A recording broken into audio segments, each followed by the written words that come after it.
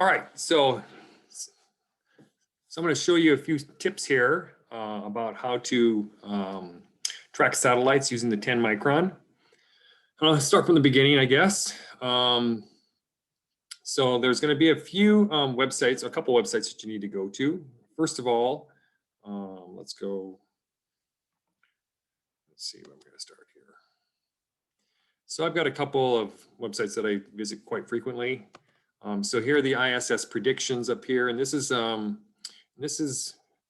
ny20.com, right? That will give you, at least I've got the ISS predictions for the next 10 days here.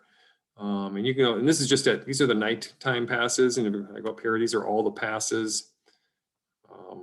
Daytime passes are just as nice as nighttime, especially when it's at going pretty high over you. So 69, right? 69 degrees altitude, negative 2.2. Go on here, show you exactly where it's going to be going over. So that's where I find out where the, and I put them on my calendar if it's going to be a pass that I'd like to look at. So that's first place I go just to see where it's going. So then once I find a pass that I want to track, then I go to my TLEs here, right? These are the 2-line elements, and this is through NORAD. Okay, so this is celestial. This is in the way I don't know if you can see this, but NORAD. So these are 2-line elements, current data, and you got to. I'll usually download these, within a couple hours before the satellite comes overhead, so that they're as fresh as possible, because I think they can change. So then I go. So here's space stations, or you can either take space stations or the 100 or so brightest. The ISS is going to be in both of these data sets. So I'll go up here, I'll right click here, and I'll say save link. Right, so then I'm going to save it to, I always save it to the same place here, backspace. So I just save it to my desktop. I'll call it stations, save. Yep, replace it. So I'm going to just use the same. Yep, okay. So I've downloaded the TLEs, which I'm going to need to upload to the 10 micron mount, so it knows where to go find these satellites and then track them. Okay, so we're done with that website now. Okay. All right, so now we want to go to the 10 micron software. In here, this is where I've got all my 10 micron software. There's two pieces of software that we need: the clock sync and then the 10 micron TLE manager. Now, when I first learned about the 10 micron being able to track satellites, somebody on Cloudy Nights mentioned that you could use the installer updater in order to, you can upload the TLEs through this installer update, or the installer updater, one of these two. But for some reason, I'm just not able to do that because it's just not working right, and I'm still waiting for 10 micron to tell me what's wrong with the software that I've got. That doesn't have that option. That one option in the software isn't available. That I was told that was supposed to be there. So luckily, I've got the TLE manager that works just as well, I think. But the first thing I'm going to do is go in and sync the clock. So this is very important because when a satellite is moving at a ½ degree per second, if your clock is off by a ½ second, then you probably won't have it in the field of view. So let's go in here, and I can do this all wirelessly. So here's the IP address for my mount. And I just say, you got to make sure that that's the same as whatever your mount is showing. So then I say connect to my mount.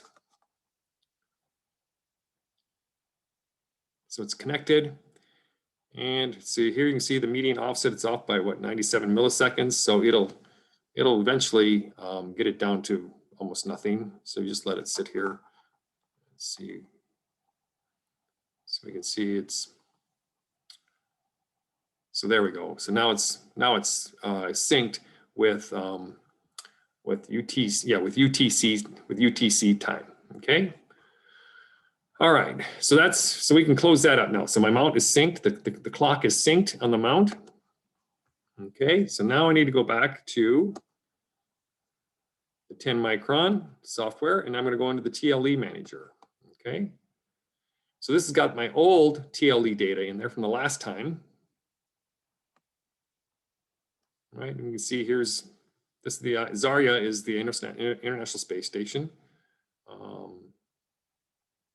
There's lots of others. Go down here. So the green here is above the horizon. Right, so it's 32 degrees above the altitude above the horizon, and it's moving at 0.41 degrees per second. Okay. So first thing I need to do is upload the new TLEs, right? So load my TLEs in here, and I'm going to use the same place where I saved it, right here, stations, whereas that's the file that I saved. So upload this. Okay, so that is now my new TLEs are in here. Now I want to connect to my mount. Oh, I guess I didn't do that. So I don't need to do that. But we just connect to the mount. So we can see down here we are connected now.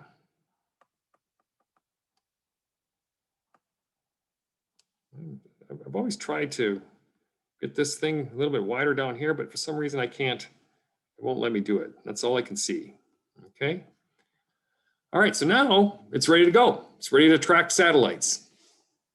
I'm sitting inside here. My mount right now is sitting on the floor because I'm replacing the pier with a hydraulic pier. But we can see, we can try. I guess we can try tracking one of these satellites. Let's try tracking one that's above the horizon. The clutches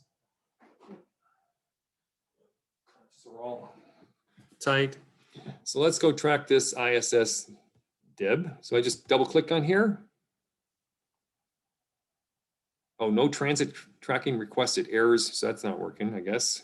Oh, let's see here.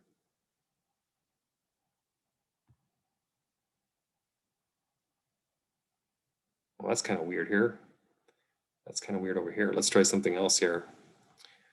Tempest. So there we go. So we can see there. There we go.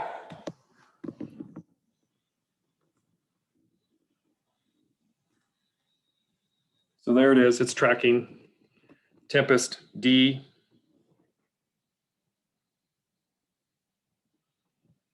Looks like it's just coming over the horizon, right? 12.5 degrees, 12.9 degrees.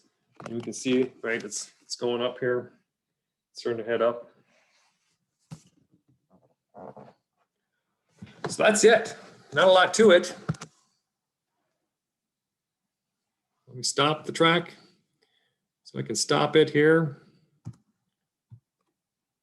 And that's it. Not a lot to it. Let me know if you have any questions. All right. Good luck.